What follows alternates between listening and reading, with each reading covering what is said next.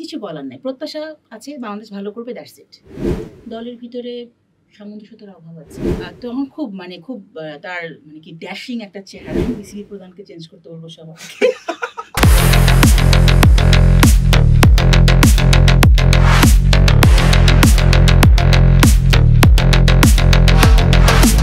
আসসালামু আলাইকুম সবাইকে, আশা করি সবাই ভালো আছেন। স্পোর্টস 24/7 পডকাস্ট উইথ মাহবুব নাহিদ। আজকের পর্বে আমাদের সাথে একজন সুন্দরী আপু উপস্থিত আছেন। আপু হচ্ছেন একজন নারী উদ্যোক্তা, উদীয়মান একজন উদ্যোক্তা, কানিস ফাতিমা সুমাইয়া আপু। আপু কেমন আছেন? ভালো আছি। অনেকেই বলতে পারেন যে কেন স্পোর্টস পডকাস্টে নারী উদ্যোক্তা, এই বিষয়টা একটু খোলাখুলি করি। সেটা হচ্ছে যে কেন শুধুমাত্র আপনি স্পোর্টসম্যান বা ক্রীড়া বিশ্লেষক তাদের কাছ থেকে খেলা নিয়ে কথা শুনবেন, আপনি কেন অন্যান্যদের কথা শুনবেন না? একজন নারী উদ্যোক্তা, তিনি সারা দিন হয়তো ব্যবসায়িক কাজে ব্যস্ত থাকেন, লাইভ প্রমোশন, ব্র্যান্ডিং, ব্লা ব্লা ব্লা, অনেক কিছু।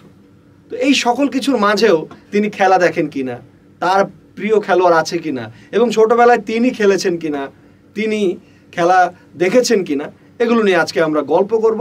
এটা নিছক একটা আড্ডা হবে। তো প্রথমেই সরাসরি প্রশ্ন, আপু আপনি খেলাধুলা করেছেন? হ্যাঁ, করেছি। কি খেলেছেন? হ্যান্ডবল।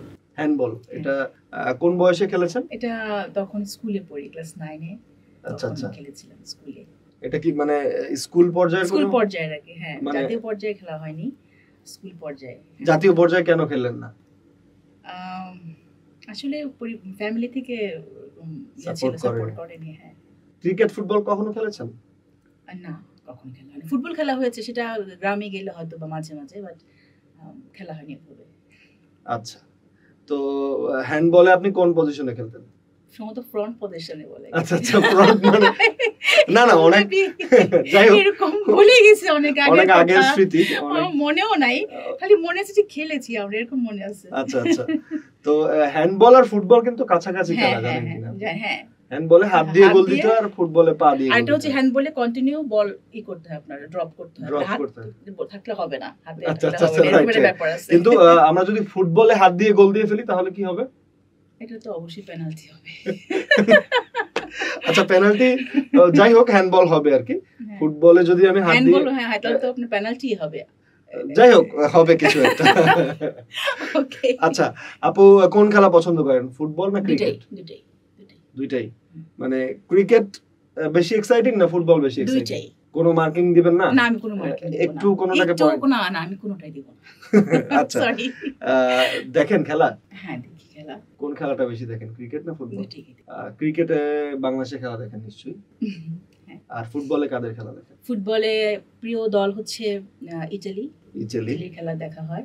আচ্ছা আচ্ছা। আর এখন ইদানিং আর্জেন্টিনার খেলা খুব ভালো লাগে। খুবই ভালো, তাহলে তো আপনি এখন কারেন্ট চ্যাম্পিয়ন বলা যায়। হ্যাঁ, রাইট। আর ইতালি গত বছর ছিল না মেবি। না, এরকম তাহলে কি বিষয়টা এরকম নাকি যে ইতালি যেহেতু নাই, এই চান্সে আর্জেন্টিনা, এক্স্যাক্টলি আর্জেন্টিনা চলে গেছে। তাহলে আপনার মানে আর্জেন্টিনার উচিত আপনার মতো সমর্থকদের খোঁজা, এভাবে খুঁজে খুঁজে যে দল ট্রান্সফার করলে তারা চ্যাম্পিয়ন হয়ে যাবে। ও আচ্ছা আচ্ছা, ও মাই গড, সেটাই। আচ্ছা, প্রিয় খেলোয়াড় কে, মেসি না? প্রিয় খেলোয়াড় হচ্ছে পাওলো মালদিনি। ও ঠিক আছে, রবার্তো ব্যাজিও। ওয়াও, আপনি তো মানে আপনি তো অবাক করে দিচ্ছেন রীতিমতো। মানে এই সমস্ত খেলোয়াড়দের নাম তারপরে আছে ফ্যাবিও ক্যানিভেরা, রাইট? হ্যাঁ, 6 ক্যাপ্টেন ছিল, রাইট। উনি এবার এখন কোচিং এও আসছেন। ফ্রান্সিসকো টোটি। ক্যানাভেরো 6 এর বিশ্বকাপে ক্যাপ্টেন ছিলেন, তিনি ব্যালন ডিওর উইনার ছিলেন, ওই বছর ব্যালন ডিওর উইন করেছিলেন। That's it, very good. আপনি তো মানে আমাদেরকেও স্মৃতি রোমন্থন করে দিলেন। এবং 2006 এর বিশ্বকাপ ফাইনালে একটা ঘটনা ঘটেছিল, মনে আছে? বলেন তো কি ঘটনা? জিদানের সাথে মাতারাজ্জি, না? একটা কলিশন হয়েছিল, তারপরে তো জিদানকে বের করে দিল রেড কার্ড দিয়ে। তারপরে তো পেনাল্টি শুটেই তো মনে হয় জিতলো। ওই এটা মনে আছে আমার। মানে ওই সময়টা আপনার কেমন লেগেছিল? আপনার কি ভালো? ওই সময় আমার খুব রাগ হচ্ছিল। কার উপরে রাগ? ইতালির উপরে। মানে ওই টাইমটাতে তো জিদান খুব শান্ত মাথার একজন খেলোয়াড়, হঠাৎ করে এরকম কেন করবে, এটা খুব অবাক করার একটা বিষয় ছিল। তো পরের দিন যখন পত্রিকাতে আমরা দেখলাম যে আসলে এক্স্যাক্ট কোন কারণে এই কাজটা উনি করেছে, তখন আমার ইতালির উপর খুব রাগ লেগেছে। এটা খুব এম্বারাসিং একটা এটা করা ঠিক হয় নাই। আমার তখন ওর চ্যাম্পিয়নটা মনে হলো যে একটু মানে পানসে পানসে হয়ে গেল, রাইট। হ্যাঁ, মানে মজাটা হয়ে থাকলো না। কমে গেল। জিদান চলে যাবে হোক, সেটা আমার মানে অপোজিট পার্টি, বাট হলো না তো। খেলা হবে লড়াই এরকম। 22 বিশ্বকাপ ফাইনাল দেখেছেন আর্জেন্টিনার ফ্রান্সের খেলাটা? অবভিয়াসলি।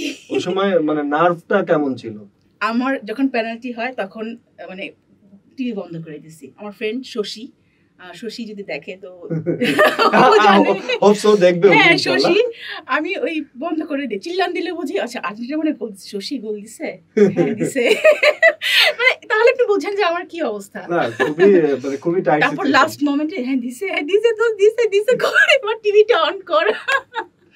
মানে আসলে মানে আর আমরা তো আসলে পুরান ঢাকার মানুষ, তো একদম ছাড়া চিল্লায় মনে হয় পুরো এলাকা।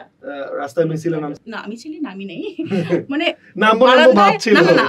না যাচ্ছে চিৎকার করতেছে, আমিও চিৎকার করতেছি ওইভাবে। মানে কোথাও যেন আপনি ওদের দলে। এক্স্যাক্টলি। হ্যাঁ, যাক, ক্লাবের খেলা দেখেন আপু?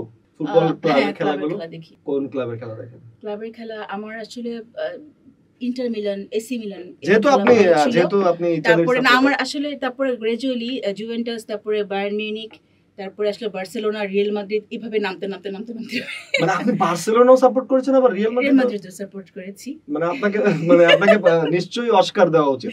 না ভাইয়া, না প্লিজ, বেশি হয়ে যাচ্ছে। না সাপোর্ট করাতে অস্কার দেওয়া যায়, কারণ যে লোক বার্সেলোনা সাপোর্ট করে। আমি ইন্টার মিলানের ইন্টার মিলান খুব দারুণ একটা দল।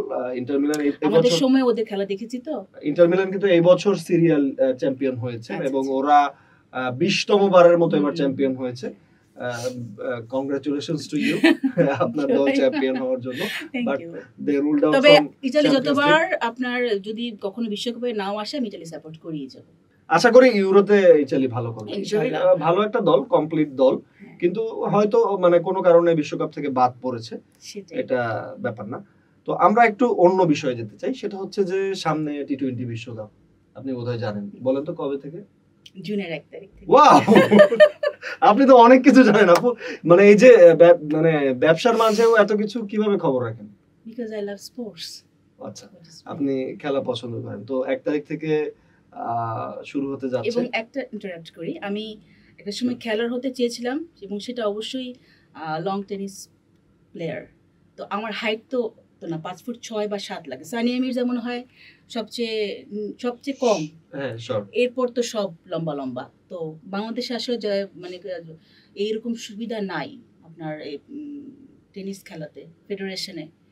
মাঠ একটা আছে কিন্তু অনেকেই জানে না। আমরা রমনাতে আছে, আমি গিয়েছি, বাট আসলে এখান থেকে ওই পর্যায়ে উইম্বলটনে যাওয়া এটা মনে হয় সম্ভব না। কেন সম্ভব না? প্রথমত হাইট, কারণ উপর থেকে যখন বল করবে সার্ভ তো ধরতেই পারবো না, মাথার উপর দিয়ে মারিয়ে উপর দিয়ে চলে যাবে। আমার এই কথাটা আমার ভাই বলতো, বলে তুই যখন একটা বল ইয়ে করবে সার্ভ তো ধরতেই পারবি না, তো মাথার উপর দিয়ে চলে যাবে। আর রাশিয়ান খেলার এক একজন তো লম্বা লম্বা, সানিয়া মির্জাই তো পারতো না। সানিয়া মির্জা বেসিক্যালি, তারপরে সেরেনা উইলিয়ামস, মানে আর্মে যে জোর, ওরে বাবা, সেটাই। হ্যাঁ, আমার যদিও ইয়েতে মানে পাশে মানে আপনার এই ক্রিকেটের পাশে আরেকটা কথা বলি, টেনিস খেলা আমার খুব প্রিয়। আর এখানে আমার ফেভারিট খেলোয়াড় ছিল মার্টিনা হিঙ্গিস, রাইট। উনি ছিলেন। আর স্টেফি গ্রাফ, জার্মানির স্টেফি গ্রাফ, আন্দ্রে আগাসি, পিট স্যাম্প্রাস, ওদের খেলা আমি দেখেছি। একসময় আমার মানে টেনিস খেলার হতে খুব ইচ্ছে করতো। টেনিস খেলোয়াড়রা তো খুব স্মার্ট এবং তারপরে এখন যে রজার ফেদেরার, এখন এখন বেশি ভালো করছে। বাট আমার আসলে পিট স্যাম্প্রাস, আন্দ্রে আগাসি, ওদের ইয়াটাই বস, কিং। এক্স্যাক্টলি, পিট স্যাম্প্রাসের সার্ভ দেখলে আপনি মাথা এলোমেলো হয়ে যাবে, আসলে বস। তো ওই সময়টা আমি খুব ভালো করে, তখন তো আসলে প্রযুক্তি ছিল না, ফেসবুক ছিল না, তখন আমাদের এন্টারটেইনমেন্ট ছিল খেলা, বিটিভি, গান, ওই দিনাজপুরে লেবুর বাতাস বয়ে যাচ্ছে, বাতাবি লেবুর বাতাস বয়ে যাচ্ছে।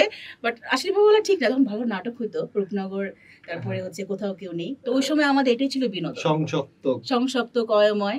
তো এই জন্য আসলে খেলাটা খুব ভালো করে দেখা হয়েছে ওই টাইমটা। আর এখন তো আসলে হাতে হাতে মোবাইল প্রযুক্তি, যার কারণে এখন সুইচ করলেই অন্য জায়গায় চলে যাওয়া যায়, যার কারণে দেখা হয় না আসলে অনেক সময়, রাইট। এই আর কি। তো বিশ্বকাপ ক্রিকেটে বাংলাদেশ খেলতে যাচ্ছে, কি মনে হচ্ছে বাংলাদেশ দল কি করবে? পারবে না ঘোড়ার ডিম নিয়ে খেলতে আসবে? না, অবশ্যই আমি মানে অ্যাজ এ বাঙালি আমি তো যাব বাংলাদেশ ভালো করুক, প্রত্যাশা তো থাকেই সবার ভিতরেই। তো ভালো করবে, প্রত্যাশা আছে। আপনার আছে প্রত্যাশা? আমার প্রত্যাশা শিওর শিওর। আচ্ছা, মানে বাংলাদেশ এমন একটা দল, এরা হারবে হারবে হারবে জিতে যায়। আচ্ছা, আপনার প্রত্যাশা আছে, কিন্তু আপনার জন্য আমার একটা মেসেজ আছে। সেটা হচ্ছে যে বাংলাদেশ দলের বর্তমান ক্যাপ্টেন কে বলেন তো? শান্ত, রাইট। শান্ত বলেছেন যে দর্শকদের কাছে তিনি বলেছেন যারা দর্শকরা প্রত্যাশা না রাখেন। আপনি তারপরও রাখছেন? আচ্ছা, গুড। আরেকটা টপিক বলি, সেটা হচ্ছে আমাদের যিনি হচ্ছে বিসিবি প্রধান, মানে বাংলাদেশ ক্রিকেট বোর্ডের যিনি প্রধান, নামটা? আচ্ছা, নাজমুল হাসান পাপন। তো তিনি আবার গত বিশ্বকাপে বলেছিলেন যে আমাদের টার্গেট পরের বিশ্বকাপ। তার মানে এখন মানে আলটিমেটলি কি দাঁড়াচ্ছে যে এই বিশ্বকাপটা তাহলে আমাদের টার্গেট। ওদিকে আবার ক্যাপ্টেন বলেছেন যে প্রত্যাশা রাখা যাবে না, আবার উনি বলেছেন এইটা টার্গেট। মানে এটা মানে কি মনে হচ্ছে আপনার কাছে? আসলে বিসি প্রধানের সাথে তো ক্যাপ্টেনের কথার মানে একটা অসংলগ্ন মানে সামঞ্জস্যতা নাই আর কি। তো সেই ক্ষেত্রে যদি বলেন তাহলে আসলে আমার কিছু বলার নাই, এই ক্ষেত্রে কিছু বলার নাই। প্রত্যাশা আছে, বাংলাদেশ ভালো করবে, দ্যাটস ইট। আচ্ছা, ঠিক আছে। তো বাংলাদেশের যে খেলা কত সাল থেকে দেখা শুরু করেছেন?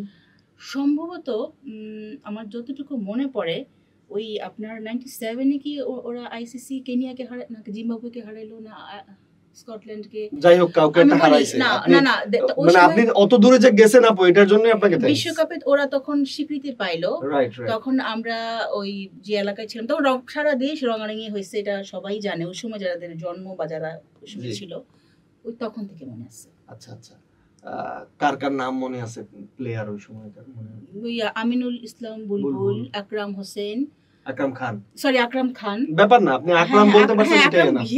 আকরাম খান, দেন সুজন, খালেদ মাহমুদ সুজন, হাসিবুল হোসেন শান্ত, রাইট। উইকেট কিপার যেন কি ছিল? খালেদ মাসুদ পাইলট। হ্যাঁ, মনে আছে, দেখেছেন? ভেরি গুড, অনেকগুলো নাম বলছেন, 5-6টা বলে ফেলছেন। আচ্ছা আচ্ছা। মানজারুল ইসলাম রানার খেলা দেখছেন? হ্যাঁ। আচ্ছা, তাহলে তো জানেন বোধহয়। হ্যাঁ, ওনাকে আমরা মানে হারিয়েছি। হ্যাঁ হ্যাঁ, আমি ওনাকে নিয়ে লেখা মাঝে মাঝে ফেসবুকে আমি দেই, এবং ওনার মারা যাওয়াটা খুব মানে একদম অপমৃত্যু বলা যায়, মোটরসাইকেল অ্যাক্সিডেন্টে। এটা আসলে মেনে নেওয়া যায় না। তো বাংলাদেশের কি মনে হয় যে বাংলাদেশ আসলে ক্রিকেট খেলছে তো অনেকদিন হলো, আইসিসি স্ট্যাটাস পেল সেটাও 25 বছর হয়ে গেল, টেস্ট খেলছে 24 বছর হয়ে গেল, এখনো আমরা কোনো ট্রফি পাই নাই। মানে কেন ট্রফি পাই নাই? আসলে ভাইয়া এত বড় বড় দল, সাউথ আফ্রিকা, অস্ট্রেলিয়া, ইন্ডিয়া, এদেরকে টপকে যাওয়াটা বিশাল ব্যাপার। আচ্ছা আচ্ছা, এদেরকে তো আগে টপকাতে হবে, ওই ইয়াতে আমার যেতে হবে। দেন আমি কেন পারছি না টপকাতে? আমার ল্যাকিংসটা কোথায়? দলের ভিতরে সামঞ্জস্যতার অভাব আছে। এই দলের ভিতরে কোন দল, এই জিনিসগুলো আসলে বের হয়ে আসতে হবে। যেমন আমরা খুব ভেরি রিসেন্ট আমরা দেখলাম যে সাকিব আল হাসান এবং তামিম ইকবাল, তারা 17 বছরের বন্ধু, 17 বছরের বন্ধুত্বের ফাটল থেকে সেই প্রভাবটা কিন্তু দলে পড়ে গেল। এই জিনিসগুলোই আমাদের সবচেয়ে বড় সমস্যা। যাক, আপনি অনেক খবর রাখছেন। তো ছোটবেলার স্মৃতি বলেন আপু আমাদের কাছে, আসলে আপনার কাছ থেকে পিছনের ফুটবল নাকি যে কোনো স্মৃতি, কারণ আপনার কাছ থেকে পিছনের গল্পগুলো শুনতে বেশি। ফুটবল দিয়ে শুরু করি। ওকে, 94-এ তখন আমি খুব ছোট, ক্লাস 2 তে পড়ি। ক্লাস 2 এর স্মৃতি। হ্যাঁ, আমার সব খেলা মনে তো নাই, কিন্তু ফাইনাল খেলা মনে আছে, সেটা ব্রাজিলের ইতালির খেলা। আর মনে আছে কারণ তখন আমি চা বানাতে পারতাম ওই বয়সে। হ্যাঁ, আপনি ক্লাস 4 এ চা বানাইছেন? ক্লাস 2 সরি 94 এ ক্লাস 2 তে পড়ি, মানে চা বানানো শিখে গেছি সামহাউ। তো আমার তখন রাতে ইউএসএ তে খেলাটা হয়েছিল, এজন্য যাই হোক একটা জায়গায় হইছে, তো রাতে খেলা ছিল। তো আমার কাজ ছিল চা বানায় ভাইয়াদেরকে, মামাদেরকে সার্ভ করা আর খেলা দেখা, এটা ছিল আমার কাজ। তো পেনাল্টি তো গেছে স্বাভাবিক। তো লাস্টে রবার্তো বাজিও পেনাল্টি শুটটা মিস গেছে। এইটা ছিল মানে দুঃখ, মানে এটা দুঃখ কি বলবো আমি। আসলে আমরা সবাই ইটালি সাপোর্টার ছিলাম, এবং তখন থেকে আমি ইটালি সাপোর্ট করি। তখন থেকে ইটালিকে বুঝতে শিখলাম যে এটা একটা দল, এরা খেলাধুলা করে। ইটালি এইখান থেকে মানে হেরেও আপনি পাক্কা সাপোর্টার? হেরে আমি রবার্তো বাজিওর কান্না, মানে ওই মনে হয় ওখান থেকে আমার টাচ করতেছিল, মানে অজস্র ভাবে সে কান্না করতেছিল। কারণ তার ইয়াটা বলটা ইয়ার উপর দিয়ে চলে গেছে, বার পোস্টের উপর দিয়ে চলে গেছে। আমি এখনো মাঝে মাঝে দেখি, আমি আবার অফ করে ফেলি। আচ্ছা, আপনি ওই সময় তো ইতালির সাপোর্টার হলেন কান্নার আগেই, কিন্তু কান্নার আগে কিভাবে ইতালির সাপোর্টার হলেন? এটা কোনো এটা বলা মুশকিল, কিভাবে সাপোর্টার এটা বলা আসলে খুবই মুশকিল। বাট ইতালি খেলার খুব হ্যান্ডসাম, দেখতে খুব সুন্দর, এটা ছিল ওই সময় আমার ইয়া।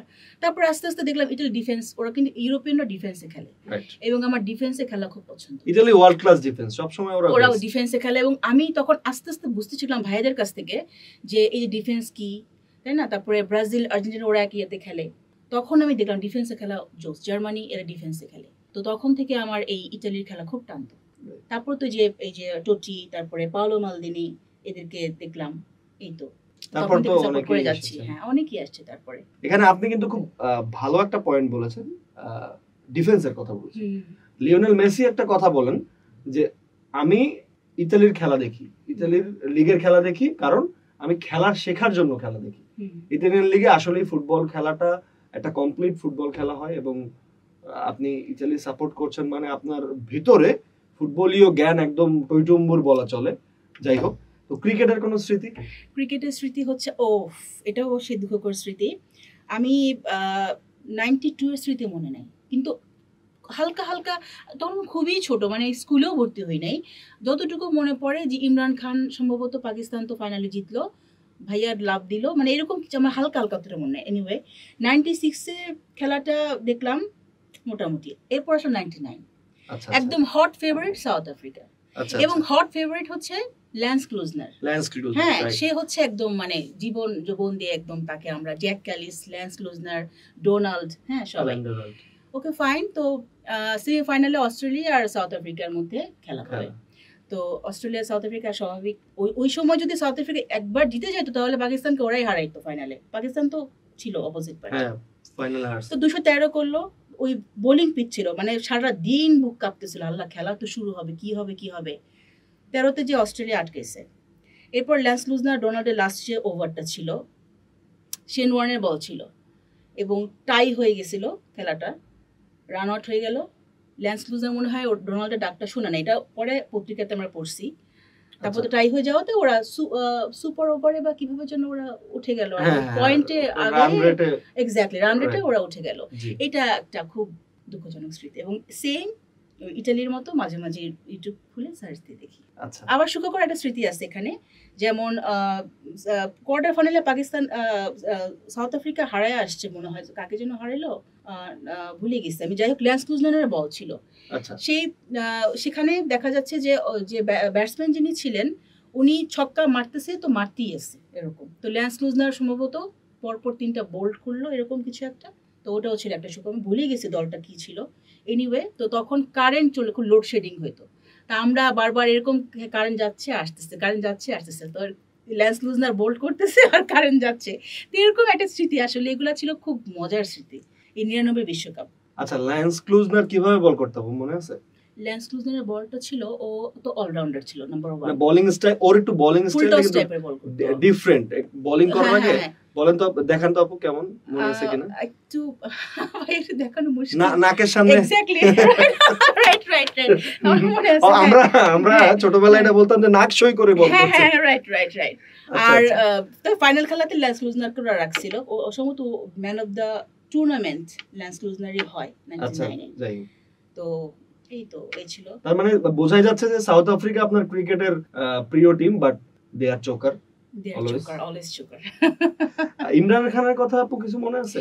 ইমরান খানের খেলা ভাই আসলে আমি ওভাবে দেখি নাই, মানে আমার মনেই পড়ে না। 92 সালের, আমি তো খুবই ছোট তখন, হয়তো স্কুলেও পড়ি না আমি তখন। কিন্তু ওই সময় তো মুখে সবার মুখে তার নাম ইমরান খানের তখন খুব তার মানে কি ড্যাশিং একটা চেহারা, মাই গড, হ্যাঁ সে প্লে বয়, মানে কি বলবো, পাকিস্তানের ইমরান খান সে একটা ব্যাপার।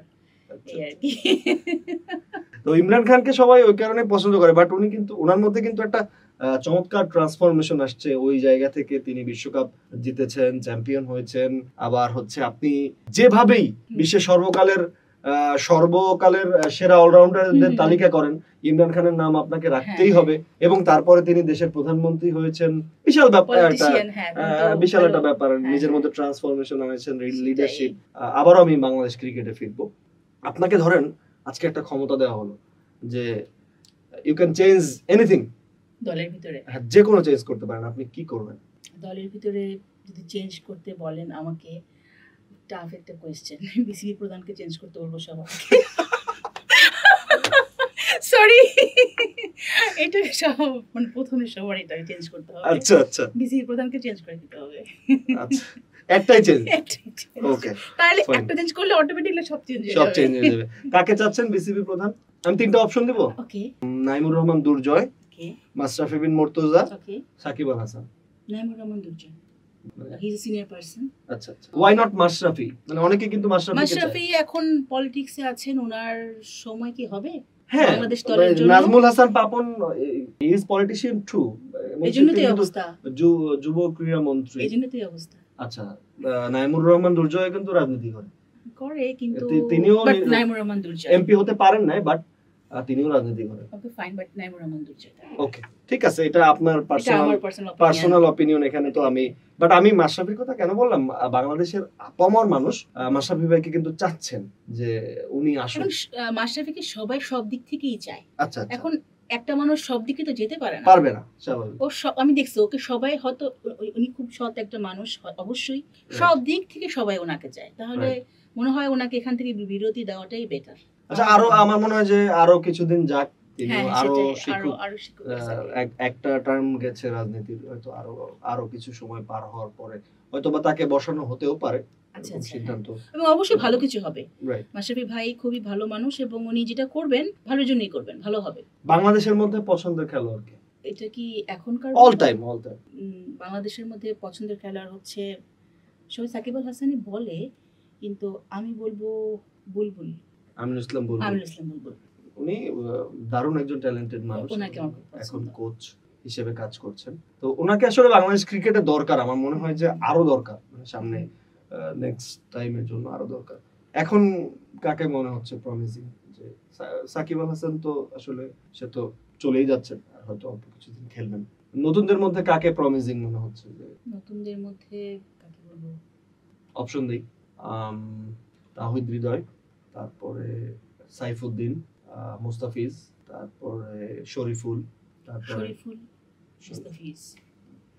আচ্ছা, মুস্তাফিজ তো আইপিএল এ খেললো, আইপিএল এর খেলা দেখেছেন? একটা আইপিএল এর খেলা ভাই আসলে দেখা হয়নি, বাট ফিডে তো এসেছে, নিউজ ফিডে। হ্যাঁ, নিউজ অল টাইম আইপিএল এর তো আমাদের মেসেঞ্জার গ্রুপে মনে একটা আছে, দেখলাম হুটহাট মেসেজ আসে, আচ্ছা, ভালোই লাগে। আচ্ছা, যাই হোক, তো খুবই ভালো লাগছে আপনার সাথে আসলে খেলা নিয়ে আমার সাথে কথা বলে। আসলে পুরাতন স্মৃতিগুলো পাবেন, কারণ আমি তখনকার সময় খেলাগুলো খুব মনোযোগ দিয়ে দেখেছি, এবং ওই সময়ের খেলাগুলো ছিল আমার কাছে রিয়েল মনে হতো।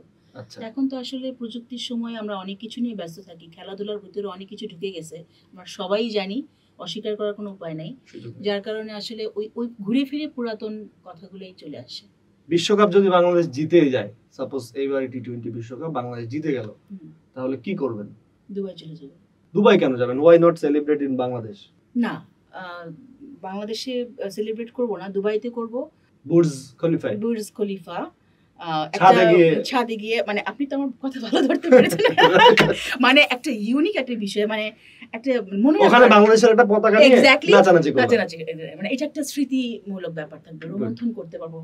তো মানে আমার ব্যাপার হচ্ছে যে আমি দর্শকদের উদ্দেশ্যে একটা কথা বলতে চাই, মানে আমি না সত্যি কথা মানে বিশ্বাসও করতে পারি নাই আপুর কাছ থেকে, মানে ক্রিকেট, ফুটবল বা টেনিস এত তথ্য পাবো আমি এটা আসলে কল্পনাও করি নাই। আনবিলিভেবল, উনি এত কিছু জানেন, মানে মানে কিভাবে আসলে সময়টা কিভাবে পাচ্ছেন, মানে খেলাধুলা নিয়ে জানার সময়টা? ওই যে বললাম যে খেলাধুলা ভালোবাসি, খেলাধুলা একটা সময় আমাদের বললাম না প্রযুক্তি ছিল না, আমরা এটাই ছিল আমাদের বিনোদনের জায়গা, এই জায়গাটা আমাদের এখনো এখানেই রয়ে গেছে। আর এখন তো আছে ফেসবুক, ওই যে বললাম নিউজ ফিডে আসে, ঘুরে ফিরে এগুলো দেখা হয়, সব জায়গাতেই লাইক দেওয়া আছে, তো যার কারণে খোঁজটা রাখা হয়। দেখি না হয়তো এভাবে আগের মতো করে, বাট ভালোবাসার জায়গাটা ফ্যান্টাস্টিক। তো আমি দুইটা প্রশ্ন, মানে একটা প্রশ্নের দুইটা আপনাকে অপশন দিব, তারপরে আমরা একটা ছোট্ট র্যাপিড ফায়ার রাউন্ড করবো, তারপর শেষ করব। আপনি যেহেতু ইটালির সমর্থক, world cup final Italy versus someone or world cup final south Africa versus someone, আপনি কোনটা দেখতে চাইবেন? আপনাকে দুইটা অপশন দেওয়া হলো যে আপনি ইটালি বিশ্বকাপ ফাইনাল খেলছে, যার সাথে হোক, হনুলুলু, উগান্ডা, যে কোনো দল হতে পারে, আবার সাউথ আফ্রিকা ক্রিকেট বিশ্বকাপের ফাইনাল খেলছে যে কোনো দলের সাথে, আপনি দুইটার মধ্যে কোন খেলাটা আপনি লাইভ দেখার জন্য নিজেকে চুজ করবেন? ইটালির খেলা দেখার জন্য। That's very good. তো আমরা শেষ করছি, তার আগে ছোট্ট কিছু কাজ করব, সেটা হচ্ছে যে আমি কিছু শব্দ বলবো আপনাকে, এই শব্দগুলোর সাথে মানে আপনার কোন প্লেয়ারের নাম মাথায় আসে সেটা বলতে হবে। Goal Messi. ওয়াও। ছক্কা ল্যান্স ক্লুজনার। আচ্ছা, বোল্ড অ্যালেন ডোনাল্ড। আরেকটা বলতে পারবো কি? হ্যাঁ, Shane Warne. Allan Donald and Shane Warne. US Open Federer. King of football Messi. King of cricket AB de Villiers. Fantastic. King of tennis Pete Sampras. Fantastic. তো আমরা দর্শক, আমরা আপুর সাথে আড্ডা দিলাম, কানিজ ফাতেমা, সুমাইয়া আপু। আমি ছোট্ট একটা কথা বলে যাই, সেটা হচ্ছে যে আপুর তিনি একজন উদ্যোক্তা, তিনি বিভিন্ন ধরনের ড্রেস এবং জুয়েলারির আসলে তার বিজনেস রয়েছে। তার পেজের নাম Sehris collection, am I right? Yes, আমার ছোট মেয়ের নামে। জি, সেহরিস কালেকশন। খুবই চমৎকার ওনার সব কালেকশন এবং দারুণ সব প্রোডাক্ট তার পাওয়া যায়। এবং মজার ব্যাপার হচ্ছে আপু ওনার হলেও তিনি নিজেই আবার মডেল, এম আই রাইট? আচ্ছা, আপু নিজেই আবার প্রোডাক্টের মডেল এবং ফেসবুকে উনি খুবই পরিচিত একটা মুখ, এবং তিনি একজন বিউটিশিয়াস বা বিউটি আর্টিস্ট, যেটাই বলি না কেন। তো চমৎকার সব কাজ করেন উনি, সোশ্যাল ওয়ার্ক করেন, অন্যান্য অনেক কাজ করেন। তো এর ফাঁকে আমাদের স্পোর্টস 24 এর চোখ তার উপরে এই কারণেই গিয়েছে যে তিনি একজন স্পোর্টস লাভার, খেলা পছন্দ করেন, এবং আপনারা তার কথা শুনে তার ব্রিফ যে অ্যানালাইসিস গুলো বা স্মৃতি রোমন্থন গুলো তিনি করলেন, সেটা থেকে আপনারা নিশ্চয়ই বুঝতে পেরেছেন যে তিনি একজন পাক্কা স্পোর্টস লাভিং পারসন। এবং thanks for being with us. এবং লাস্টলি আপনি আমাদের দর্শকের উদ্দেশ্যে কিছু কথা বলে শেষ করবেন। দর্শকদের উদ্দেশ্যে একটা কথাই বলবো আমি, আসলে ঘুরে ফিরে তো বাংলাদেশকে নিয়ে বলতে হবে, যেহেতু আমরা বাঙালি। বাংলাদেশ দলের আসলে আমরা যেরকমটা চাই সেরকমটা আসলে ওদের সামঞ্জস্যতা রাখতে পারছে না। কেন রাখতে পারছে না, এটা আমাদের একটা প্রশ্নের জায়গা। তো এটা নিয়ে আসলে আমাদের একটা প্রশ্নের জায়গা। আমি চাইবো জায়গাটা খুব তাড়াতাড়ি সমাধান করুক বিসিবি। আমরা ভালো আবার যেন সেই আগের মতো খেলার সেই ফর্ম সবার দেখতে পাই, এটাই আমার আশা থাকে। বাংলাদেশ বিশ্বকাপ জিতুক, অবভিয়াসলি। আর বিশ্বকাপ জিতলে আমাদের একটা রিকোয়েস্ট থাকবে যে আমাদের স্পোর্টস 24/7 কে আপনি একটু সাথে বুটস কোয়ালিফাই নিয়ে যাবেন। Obviously, why not? My sponsorship. এটা আমাদের এটা বলতে খুশিতে তখন কি করব জানি না। ওকে, থ্যাংক ইউ ভেরি মাচ। আচ্ছা দর্শক, ভালো লাগছিল, আমাদের নিশ্চয়ই ভালো লেগেছে আপুর সাথে আড্ডা দিয়ে। আপনাদেরও আশা করি ভালো লাগবে এই এপিসোডটি, এবং এরকম হয়তো অন্য কোনো একজন আরো একটু ডিফারেন্ট কাউকে নিয়ে চলে আসবো আপনাদের সামনে, এবং তাদের জীবনে ঘটে যাওয়া খেলা নিয়ে মজার ঘটনাগুলো শুনবো, জানবো, আড্ডা দিব। ভালো থাকবেন, সুস্থ থাকবেন।